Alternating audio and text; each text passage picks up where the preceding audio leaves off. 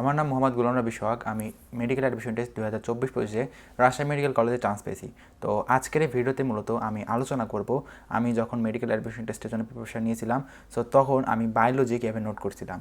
তো এর জন্য মূলত আমি তোমাদেরকে একটা অধ্যায়ের আর কি ডেমো আমি যেভাবে নোট করেছিলাম সেটা দেখাবো, এবং অন্য অন্য অধ্যায় আর কি আমি এভাবে নোট করেছিলাম। তো তোমরা যদি আজকের এই ভিডিওটা দেখো তাহলে হয়তো বুঝতে পারবা যে অন্য অন্য অধ্যায়গুলো তোমরা আর কীভাবে নোট করতে পারো। তো আমরা চলো কম্পিউটারের স্ক্রিনে চলে যাই। সো এখানে তোমরা দেখতে পাচ্ছ যে আমরা অষ্টম অধ্যায় অর্থাৎ মানব শারীরতত্ত্ব, সমন্বয় ও নিয়ন্ত্রণ। সো এই অধ্যায়ে আমি যেভাবে নোট করেছিলাম সেটা তোমাদেরকে একটু দেখাবো। আর এই অধ্যায়ের যে আমাদের যে পিডিএফ সেটা আমি আমার টেলিগ্রাম গ্রুপে দিয়ে দিয়েছি। তো তোমরা যারা জয়েন হও নাই সেখানে জয়েন হতে পারো। এখানে মূলত আমি যে নোটগুলো করেছি সেগুলো আপলোড দিয়েছি, এর পাশাপাশি মূলত বিভিন্ন দাগানো বইয়ের পিডিএফ সেগুলো আপলোড দেওয়া আছে। তো তোমরা সেখানে জয়েন হতে পারো। সো চলো দেখি আমি আর কি কীভাবে নোট করেছি। তো এটা হচ্ছে প্রথম পেজ। সো প্রথম পেজে দেখতে পাচ্ছ এখানে দাগানো লাইনগুলো আছে। সো এরপরে যদি আমি যাই তাহলে পরের পৃষ্ঠায়, সো এখানে দেখো টপিক আছে যার নাম হচ্ছে স্নায়বিক সমন্বয়। সো এর ভেতরে দেখো এখানে তোমরা স্নায়ুতন্ত্রের যে কাজ আছে সেইখানে দেখো আমি কলম দিয়ে লিখে রেখেছি হেডলাইন 1 স্টার। অর্থাৎ এই টপিকটা হচ্ছে মানে খুব একটা গুরুত্বপূর্ণ না, তো এই জন্য আমি এখানে 1 স্টার দিয়ে রেখেছি। তো এইটা আর কি আমাদের যে হেডলাইন আছে, যেমন এখানে দেখো লেখা আছে উদ্দীপনায় সাড়া প্রদান করা, কাজের মাধ্যমে সমন্বয় সাধন করা। সো এই টপিকগুলো একবার শুধু দেখতে পারো, যদি কোনো কারণে পরীক্ষা এসে যায় সো যেন তোমরা অপশন দেখে এটা বুঝতে পারো। তো এটা আর কি একবার রিডিং দিবা। সো এখানে দেখো লিখে রেখেছি আমি কলম দিয়ে যে রক্ত প্লাস হাড় মেসোডার্ম, তারপর রেচন জনন মেসোডার্ম। এর অর্থ হচ্ছে আমাদের যে 3টা ভ্রূণ স্তর আছে তার ভেতরে একটা হচ্ছে এখানে মেসোডার্ম।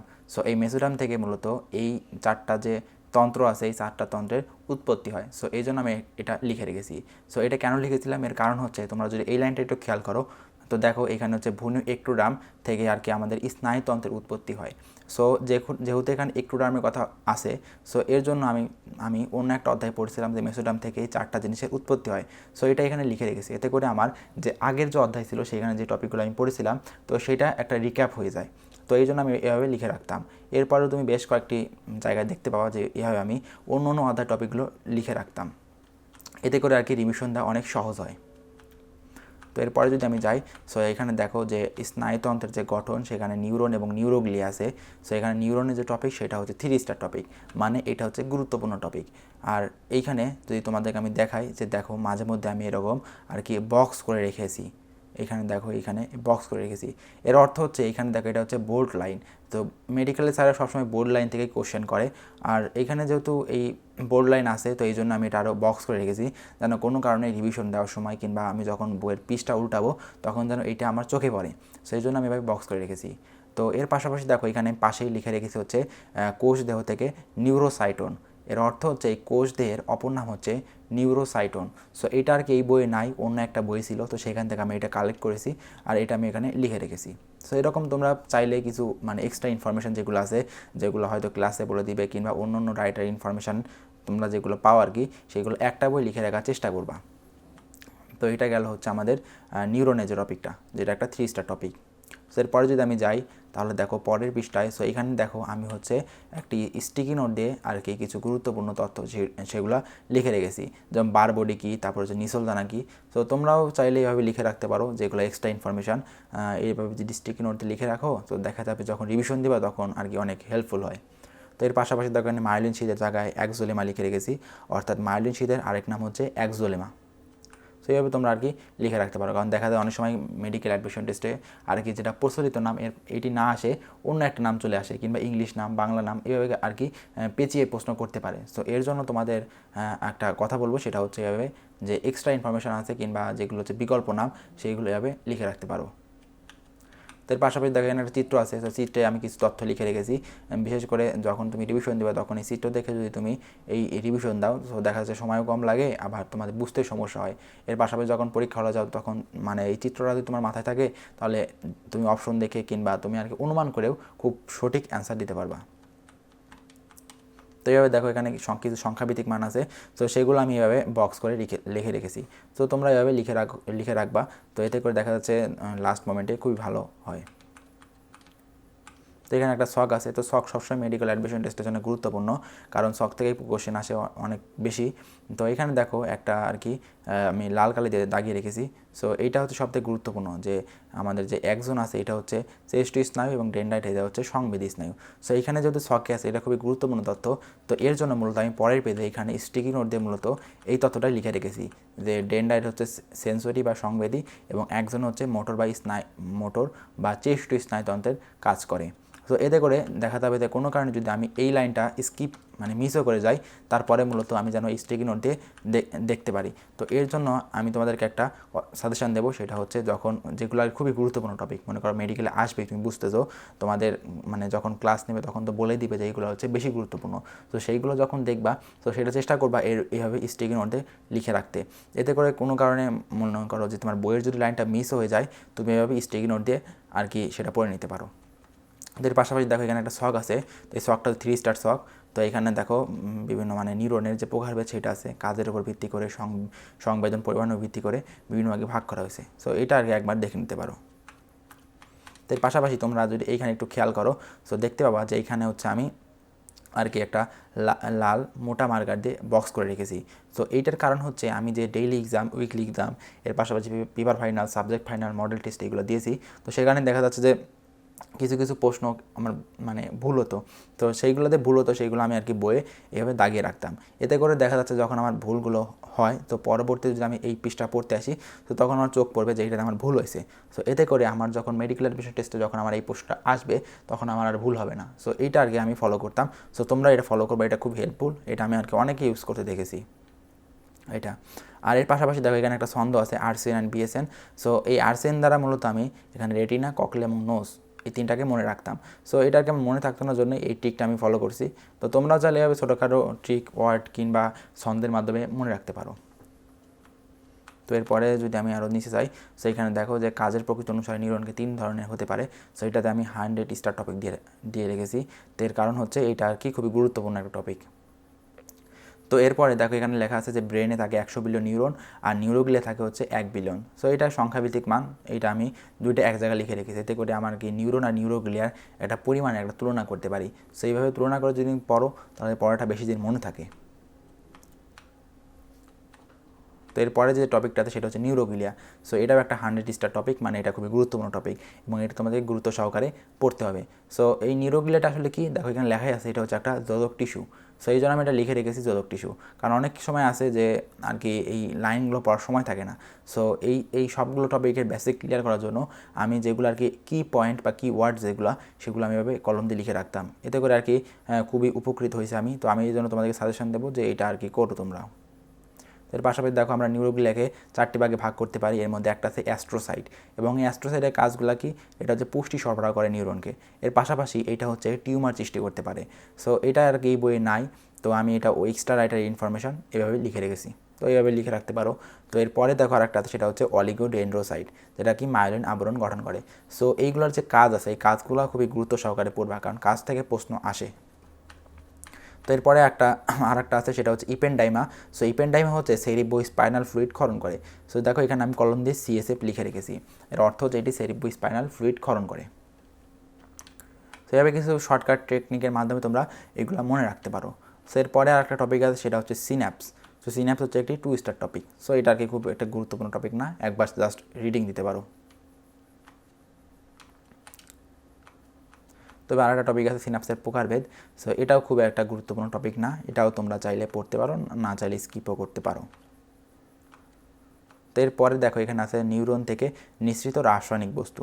সো এইটা আর কি 2 স্টার টপিক দিয়েছিল, কিন্তু আর কি আমি এটা পড়ছিলাম যেহেতু এখানে অনেকগুলো উদাহরণ আছে, তো এই জন্য আমি এটা গুরুত্ব দিয়ে পড়তাম। তো এখানে দেখো বিভিন্ন উদাহরণ আছে, তো এগুলো তোমরা একবার পড়বা, আর কি বারবার পড়লে এগুলো মনে পড়ে যাবে। প্রথমে দেখে মনে হবে যে কঠিন, কিন্তু আসলে খুব একটা কঠিন না, একটু মনোযোগ দিয়ে কয়েকবার পড়লেই এগুলো মনে থাকবে। তো এর পাশাপাশি দেখো এখানে একটা টপিক আছে, সেটা হচ্ছে গ্যাস। সো গ্যাসের ভেতরে দেখো 3টা গ্যাসের উদাহরণ দেওয়া আছে, কার্বন মনোক্সাইড, হাইড্রোজেন সালফাইড এবং হচ্ছে নাইট্রিক অক্সাইড। সো এইগুলোর পাশে দেখো আমি লিখে রেখেছি যে হাইড্রোজেন সালফাইড হচ্ছে সংকোচন করে এবং নাইট্রিক অক্সাইড হচ্ছে রক্তনালীর প্রসারণ করে। সো তোমরা যখন রক্তের অধ্যায় পড়বা, অর্থাৎ রক্ত সংবহনতন্ত্র, এই অধ্যায়টা যখন পড়বা, সো তখন তোমরা হচ্ছে তোমরা হচ্ছে এই হাইড্রোজেন সালফাইড এবং নাইট্রিক অক্সাইড এই দুটো কাজ তোমরা দেখবা যে এরা কী কাজ করে। তো সেখানে তোমরা দেখবা যে হাইড্রোজেন সালফাইড হচ্ছে রক্তনালী সংকোচন করে এবং নাইট্রিক অক্সাইড হচ্ছে রক্তনালী প্রসারণ করে। সো এইটা যেহেতু অন্য অধ্যায়ের ইনফরমেশন, সো এটা আমি এখানে লিখে রেখেছি। এতে করে যখন আমি এই অধ্যায়টা পড়বো তখন ওই অধ্যায়ের টপিকগুলো আমার মনে পড়ে যাবে। সো এতে করে দেখা যাচ্ছে যে তোমার ফটোগ্রাফিক মেমোরি সৃষ্টি হবে। সো এটা আর কি অনেক হেল্পফুল। তো তোমরা এটা করতে পারো। এরপরে যদি আমি যাই, তো এরপরে আরও কিছু তথ্য আছে সেগুলো আমি এক্সট্রা ইনফরমেশন তথ্য, তো এগুলো আমি এভাবে লিখে রেখেছি। তো এরপর আরেকটা গুরুত্বপূর্ণ বিষয়, সেটা হচ্ছে দেখো এখানে বড় একটা প্রক্রিয়া আছে, অর্থাৎ সিনাপসের মাধ্যমে উদ্দীপনা পরিবহন। এটা একটা বিশাল প্রক্রিয়ার মাধ্যমে দেওয়া আছে। সো এইটা আর কি এত বড় যে প্রক্রিয়া, এটা কখনোই মেডিকেল অ্যাডমিশন টেস্টে আসবে না, কারণ মেডিকেল অ্যাডমিশন টেস্টে তো এটা এমসিকিউ পরীক্ষা। সো এখানে রিটেন কোনো কিছু আসবে না। তো এর জন্য তোমরা একটা কাজ করতে পারো, সেটা হচ্ছে এটা দেখো আমি ক্রস দিয়ে রেখেছি, অর্থাৎ এটা আমি পড়তাম না। আমি কি করতাম, নিচে দেখো একটা ফ্লো চার্ট আছে। তো এই ফ্লো চার্টে আর কি এই সবগুলো টপিক সংক্ষেপে দেওয়া আছে। তো তুমি চাইলে এই ফ্লো চার্টটা পড়তে পারো। সো এই ফ্লো চার্টটা যদি তুমি পড়ো, তাহলে স্যারেরাও যদি এই ফ্লো চার্টটা চোখে পড়ে তো এইখান থেকে কোশ্চেন করবে, স্যাররা এত ডিপে আর কি কোশ্চেন করবে না। সো এই ফ্লো চার্টটা পড়তে পারো। এর পাশাপাশি দেখো এখানে চিত্র দেওয়া আছে, তো চিত্রে সোডিয়াম দেওয়া আছে, পটাশিয়াম দেওয়া আছে। সো এইগুলোর যে কাজ, সো এটা আমি কলম দিয়ে লিখে রাখতাম। সো আমি তোমাদেরকে প্রথমেই বলেছি, যখন তোমরা প্রথমবার পড়বা তখন পুরো বই পড়ার চেষ্টা করবা, প্রতি লাইন বাই লাইন পড়ার চেষ্টা করবা, এবং যেগুলো মনে হবে যেগুলো একটু কি পয়েন্ট সেগুলো এভাবে কলম দিয়ে লিখে রাখবা। আর যখন দ্বিতীয়বার রিভিশন দিবা কিনা, পরীক্ষার আগে 1 মাস আগে রিভিশন দিবা, তো তখন আর ওই লাইন বাই লাইন পড়ার দরকার নেই। তোমার যেই নোট আছে শর্ট নোটগুলো পড়বা, এর পাশাপাশি দাগানো লাইনগুলোই পড়বা। তো এটা গেল হচ্ছে আমাদের সিনাপসের কাজ। তো এরপরে আসি আমরা স্নায়ুতন্ত্রের শ্রেণী বিভাগ। সো এইটা হচ্ছে এই অধ্যায়ের সবথেকে গুরুত্বপূর্ণ টপিক। দেখো এখানে 100 স্টার দেওয়াই আছে। তো এখান থেকে আর প্রতিবারই কোশ্চেন আসে। সো এখানে দেখো বিশাল একটা শক দেওয়া আছে, তো এই শকটা খুবই গুরুত্বপূর্ণ। তো এখানে দেখো প্রথমে আছে কেন্দ্রীয় স্নায়ুতন্ত্র কোনটা, প্রান্তীয় স্নায়ুতন্ত্র কোনটা, সেগুলো প্রকারভেদ দেওয়া আছে। সো এগুলো একবার দেখবা। তো পাশাপাশি দেখো এখানে আমি লিখে রেখেছি যে ঐচ্ছিক স্নায়ুতন্ত্র সোমাটিক বলা হয়ে থাকে, আর স্বয়ংক্রিয় স্নায়ুতন্ত্রকে ভিজারাল বলা হয়ে থাকে। সো এই দুইটার যে নাম, এই নামটা তোমরা দেখে রাখতে পারো। এর পাশাপাশি দেখো এখানে আমি লিখে রেখেছি যে 31 জোড়া সুষম স্নায়ুদের আছে, এগুলোর প্রকারভেদ, অর্থাৎ সার্ভাইকাল কয়টা আছে, থোরাসিক কয়টা আছে, লাম্বার কয়টা আছে, স্যাক্রাম কয়টা আছে এবং কক্কিতেল কয়টা আছে। সো এটা এভাবে তোমরা লিখে রাখতে পারো, কারণ এইটা হয়তো এই বই নাই, অন্য একটা বই থেকে আমি এটা কালেক্ট করছিলাম। সো তোমার যেহেতু পিডিএফ দেওয়া আছে, তোমরা পিডিএফ থেকে বইয়ে এভাবে লিখে রাখতে পারো। কারণ হচ্ছে তোমরা যখন পড়বা তখন দেখা যাচ্ছে যে প্রথম দিকে যখন পড়বা অনেকগুলো রাইটার বই পড়তে পারবা, অনেক মেরিট্রিক্স পড়তে পারবা, অনুশীলনী কোশ্চেন ব্যাংক পড়তে পারবা। সো অনেক তথ্য পড়বা, কিন্তু এই তথ্যগুলো মানে একটু গুছিয়ে নেওয়া হচ্ছে সবথেকে গুরুত্বপূর্ণ, কারণ পরীক্ষার আগে তুমি এতগুলো বই দেখার টাইম পাবা না। তো তখন তোমার মূল বই যেটা আছে সেখানে যদি এভাবে ছোটোখাটো মানে স্টিকি নোটে লিখে রাখতে পারো, সো এটা আর কি তোমার মনে থাকবে। তো এরপরে যদি আমি যাই, তো দেখো এখানে আর কি যে কোনগুলো হচ্ছে আমাদের সিমপ্যাথেটিক স্নায়ু, কোনগুলো প্যারাসিমপ্যাথেটিক স্নায়ু, এগুলো আমি লিখে রেখেছি। সো প্যারাসিমপ্যাথেটিক স্নায়ু হচ্ছে 3, 7, 9 এবং 10 নাম্বার করোটিক স্নায়ু। সো এইভাবে আর কি শর্টকাট লিখে রাখবা। আর এখানে সংবেদী স্নায়ু আছে, তেষ্টি স্নায়ু আছে, মিশ্র স্নায়ু আছে। তো এগুলোর যে প্রকারভেদ সেগুলো আমি এখানে লিখে রেখেছি। তো এরপরে আর কি কেন্দ্রীয় স্নায়ুতন্ত্রের বিভিন্ন অংশ, সেগুলো আমি এখানে লিখে রেখেছি দেখো। আর এইখানে দেখো ডুরা ম্যাটার আছে, অর্থাৎ আমাদের যে মেনিনদেস নামক একটা পর্দা আছে যেটার মাধ্যমে আমাদের সুষমা কাণ্ড এবং হচ্ছে আমাদের যে মস্তিষ্ক আছে এটা ঢাকা থাকে। সো এর আর কি 3টা স্তর আছে। সো এই 3টা স্তরের নাম এখানে আছে। সো এখানে যে ডুরা ম্যাটার আছে, যেটা সবচেয়ে বাইরের স্তর আর কি, সো এই ডুরা ম্যাটারের আবার একটা নাম আছে, সেটা হচ্ছে প্যাকাইমেনিস। সো এইটা আর কি তোমরা লিখে রাখতে পারো, কারণ এটা আর কি এই বইয়ে নাই, অন্য একটা বইয়ের ইনফরমেশন। তো এর পাশাপাশি দেখো এখানে আর একটা তথ্য আছে, সেটা হচ্ছে মস্তিষ্কের ডুরা ম্যাটার হচ্ছে 2 স্তর বিশিষ্ট এবং সুষমা কাণ্ডের হচ্ছে 1 স্তর বিশিষ্ট। তো এটা কিন্তু বই আছে, কিন্তু কথা হচ্ছে তুমি দেখা যাচ্ছে লাস্ট মোমেন্টে আর কি পুরো লাইন বাই লাইন পড়ার তো টাইম নাই। সো তখন যদি খুবই গুরুত্বপূর্ণ টপিকগুলো এভাবে লিখে রাখো, সো এটা আর কি ভালো হবে, চোখে পড়বে সবার সামনে। তো এছাড়াও এখানে কাজ আছে, যেটা হচ্ছে সেরিব্রোস্পাইনাল ফ্লুইড ক্ষরণ করে। সো এটা কিন্তু 2 জায়গা আছে, একটা হচ্ছে আমাদের ইপেনডাইমা ক্ষরণ করে, আর একটা হচ্ছে মেনিনদেস ক্ষরণ করে। সো এইভাবে তুমি রিলেট করে পড়তে পারো চাইলে। তারপর এখানে আরও কিছু মেনিনজাইটিস কি সেইটা আছে, তো এগুলো আর কি তোমরা একবার দেখে নিতে পারো। এটা একটা 1 স্টার শক, সো এটা একবার রিডিং দিতে পারো। তো এরপরে দেখো আর একটা আছে 100 স্টার টপিক, সেটা হচ্ছে মস্তিষ্কের গঠন অংশ ও এর কাজ।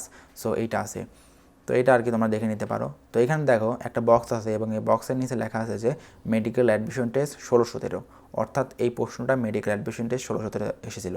তো তোমরা যখন দেখবা যে বইয়ে কোনো একটা টপিক থেকে মেডিকেলে কোশ্চেন আসছে, তো ওই টপিকটা খুবই গুরুত্ব দিয়ে পড়বা, কারণ যেই লাইন থেকে মেডিকেলে কোশ্চেন আসে তার আশেপাশের লাইনগুলো খুবই গুরুত্বপূর্ণ। সো তোমরা এভাবে পড়ার চেষ্টা করবা। তো এরপরে এখানে আর কি আমি যে মস্তিষ্কের বিভিন্ন অংশ যেমন সেরেব্রাম, থ্যালামাস, মেডুলা অবলঙ্গাটা, সো এইগুলোর যে নাম অপর নাম সেগুলো আমি লিখে রেখেছি। তো এইগুলো থেকে প্রশ্ন আসতে পারে, সো তোমরা আর কি লিখে রাখতে পারো। তো এরপরে দেখো এখানে একটা ছন্দ আছে, সেটা হচ্ছে বধূবিষা। এর অর্থ হচ্ছে আমাদের যে মস্তিষ্কের যে বাইরের অংশ আছে সেটা হবে ধূসর এবং ভেতরের অংশ সেটা হবে হচ্ছে সাদা। সো এটা আর কি এমনি মনে থাকতো, তাও একটা ছন্দ রাখতাম আর কি, যেহেতু ক্লাসে দিয়েছিল তো এই জন্য আমি এটা রাখতাম। সো এখানে ছন্দটা বড় করে দেওয়া আছে, এটা দেখতে পারো। তো এর পাশাপাশি আমাদের যে মস্তিষ্ক, সো মস্তিষ্কে হচ্ছে বধূভিসা, আর আমাদের সুষমা কাণ্ড সেটা হচ্ছে উল্টা, অর্থাৎ সুষমা কাণ্ডের বাইরের অংশ থাকে হচ্ছে সাদা এবং ভেতরের অংশ থাকে হচ্ছে ধূসর। সো এইভাবে তোমরা রিলেট করে পড়তে পারো। এরপরে আমাদের যে এখানে সেরেব্রাম আছে, সেরেব্রামের যে 5টা লোব আছে, সেই 5টা লোবের নাম এবং এগুলোর হচ্ছে উদাহরণ দেওয়া আছে। তো এইগুলো দেখো উদাহরণ এবং কাজ হচ্ছে 100%, অর্থাৎ এইগুলো উদাহরণ এবং কাজ থেকে প্রচুর কোশ্চেন আসে এবং এইটা তোমাদেরকে মনে রাখতে হবে। তো এটা খুবই গুরুত্বপূর্ণ একটা টপিক। এরপরে দেখো এখানে একটা হচ্ছে শক দেওয়া আছে, তো এই শকটাও তোমরা পড়ে রাখবা। শক না আসলে এটা একটা বক্স, সেই বক্সটাও পড়ে রাখার চেষ্টা করবা, কারণ বেশিরভাগ এটা কোশ্চেন মূলত বোল্ড লাইন কিংবা বক্স কিংবা শক এগুলো থেকেই কোশ্চেন আসে। সো এগুলো এভাবে লিখে রাখতে পারো। এরপরে দেখো এখানে আছে কিছু কাজ আছে, যে কাজগুলো সবসময় গুরুত্বপূর্ণ, কাজ এবং উদাহরণ এই দুইটা হচ্ছে সবথেকে গুরুত্বপূর্ণ। সো এই কাজের ভিতরে আবার দেখো কয়েকটা আছে খুবই গুরুত্বপূর্ণ, তো সেইগুলো আমি এভাবে লিখে রেখেছি, তো তোমরা এভাবে লিখে রাখতে পারো। তো এখানে দেখো একটা প্রশ্ন, সেটা হচ্ছে হাইপোথ্যালামাস। তো হাইপোথ্যালামাসের কাজের ভিতরে একটা আছে, সেটা হচ্ছে এটি দেহতাপ নিয়ন্ত্রণ করে, আবার এটা হচ্ছে ক্ষুধাও নিয়ন্ত্রণ করে। তো আমাদের কিন্তু এখানে মেডিকেল অ্যাডমিশন টেস্টে কোশ্চেন আসছিল যে ক্ষুধা নিয়ন্ত্রণ করে মস্তিষ্কের কোন অংশ, সো হাইপোথ্যালামাস। তো এটা কিন্তু আর আমি এভাবে দেখো বক্স করে রেখেছিলাম এবং এইটি আমাদেরকে কোশ্চেনে দিছিল। সো এইভাবে আর কি যেগুলো গুরুত্বপূর্ণ সেগুলো এভাবে লিখে রাখতে পারো। আর এর পাশাপাশি এটি হচ্ছে দুটি হরমোন ক্ষরণ করে, সো ভ্যাসোপ্রেসিন এবং অক্সিটোসিন। আর এখানে যে ভ্যাসোপ্রেসিন আছে, এই ভ্যাসোপ্রেসিন আরেক নাম হচ্ছে anti diuretic hormone, so ADH. So এই জন্য আমি এটা লিখে রেখেছি, তো তোমরা আর কি এভাবে লিখে রাখতে পারো, কারণ দেখা যাচ্ছে যে অনেক সময় আর কি অন্য নামেও আসতে পারে। সো এটুকু গেল। তো এখানে দেখো কিছু নোট লিখে রেখেছি, এগুলো তোমরা দেখতে পারো। তো এর পাশাপাশি দেখো এইখানে আমাদের যে পশ্চাৎ মস্তিষ্কের একটা অংশ আছে, এর নাম হচ্ছে সেরেবেলাম। সো এই সেরেবেলামের যে কাজ, এই কাজগুলোর মধ্যে যেগুলো কিওয়ার্ড সেইগুলো মনে রাখার চেষ্টা করবা। যেমন দেখো সেরেবেলামের কাজের সাথে সম্পৃক্ত হচ্ছে ভারসাম্য, চলাফেরা, পেশি টান, দেহভঙ্গি এবং সমন্বয়। সো এই ওয়ার্ডগুলো যদি থাকে তাহলে বুঝতে পারবা যে এটা হচ্ছে সেরেবেলামের কাজের কথা বলেছে। তো এইভাবে মনে রাখতে পারবা, কারণ এতগুলো কাজ ভুল হতেই পারে। তো এই জন্য চেষ্টা করবা যে কিওয়ার্ডগুলো মনে রাখার জন্য।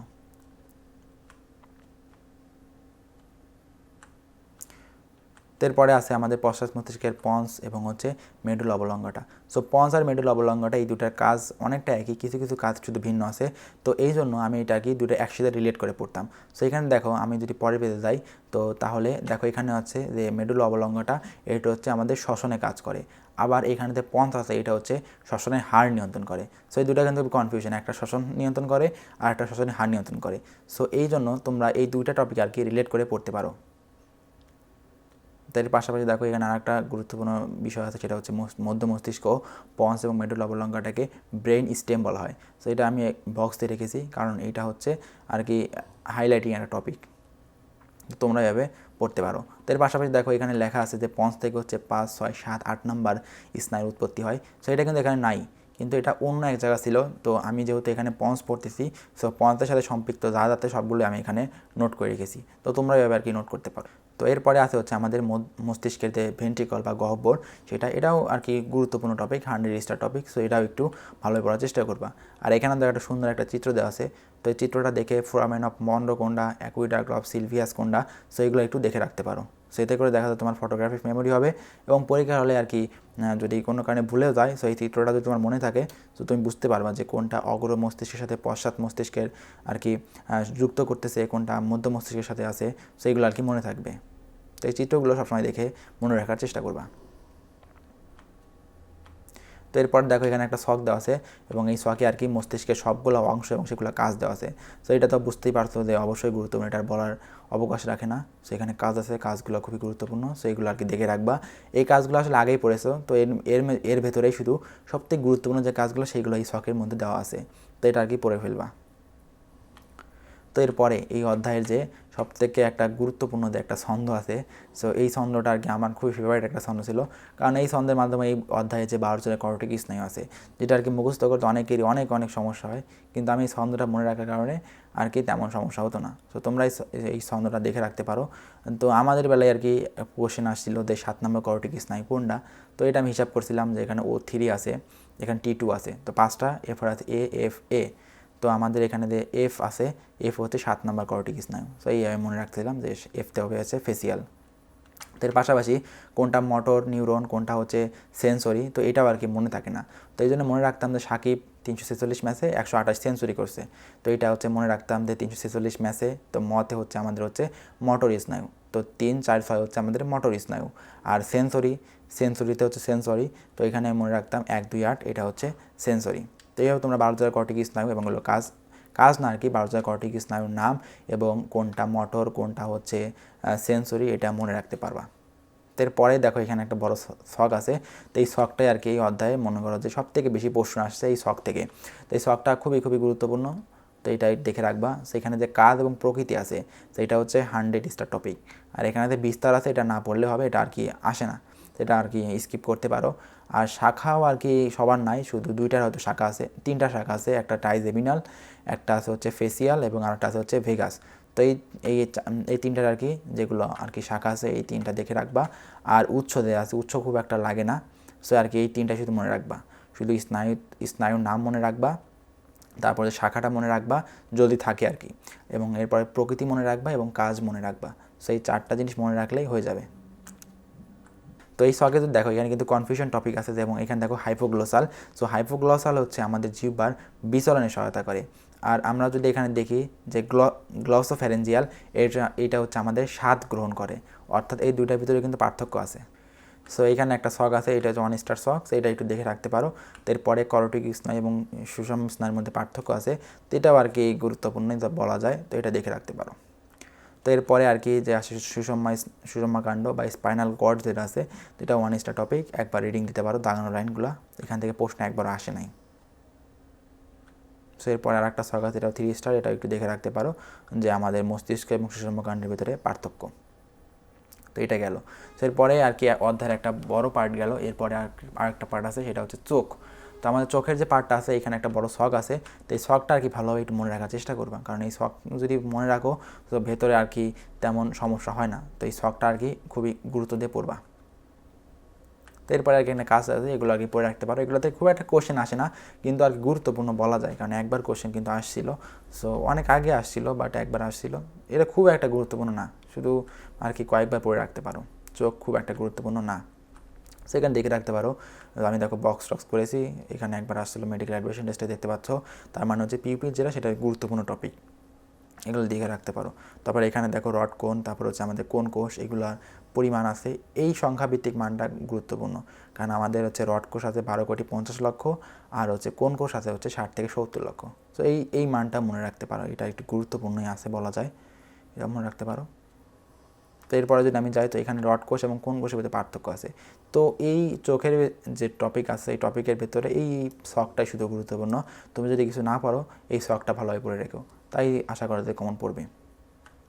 আর এখানে অপটিক ডিস্ক আছে, ম্যাকুলার লুটি আছে, তো এইগুলো একটু মোটামুটি বলা যায়, বাট এগুলো খুব একটা গুরুত্বপূর্ণ না।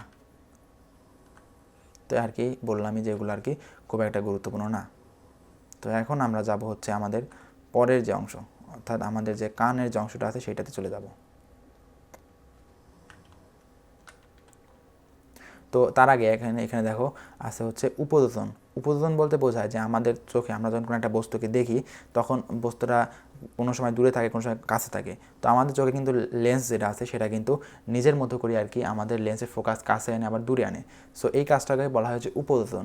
সো এই উপযোজনের সাথে কিছু অঙ্গ সংশ্লিষ্ট আছে, যেমন আইরিশ, লেন্স, সিলিয়ারি পেশি এবং হচ্ছে সাসপেন্সরি লিগামেন্ট। তো এই অংশগুলোই মূলত আমাদের এই উপযোজনে সাহায্য করে। তো এই জন্য আমি এটা আর কি লিখে রেখেছি, এইগুলো আর কি আমি অনেকে পড়ছিলাম, তো পড়ার পরে আর কি বুঝলাম যে এইগুলো হচ্ছে গুরুত্বপূর্ণ, তো এই জন্য এটা লিখে রেখেছি, কারণ ব্যাখ্যা কখনোই আসবে না, এই উদাহরণগুলো আসতে পারে, সেটাই আর কি। তো এরপরে এখানে আছে মানুষের দ্বিনেত্র দৃষ্ট, এটাও গুরুত্বপূর্ণ, এটাও তোমরা দেখে রাখতে পারো। তো এরপরে আজকে আমাদের হচ্ছে কানের যে অংশ। সো কানের অংশটা তো একদমই লেস ইম্পর্টেন্ট, এখান থেকে প্রশ্ন আসেনি, একবার হয়তো আসছিল, তো এটা আর কি আমি তোমাদের দেখালাম না, এখানে খুব একটা নোট আমি করিও নাই, যেহেতু এটা খুব একটা গুরুত্বপূর্ণ না। সেটা আর কি তোমরা হচ্ছে তখন আমি তোমাদেরকে পিডিএফ দিয়ে দেবো, তো তোমরা সেটা দেখতে পারো। সো এটা আর কি এই পেজটা একটু গুরুত্বপূর্ণ আছে।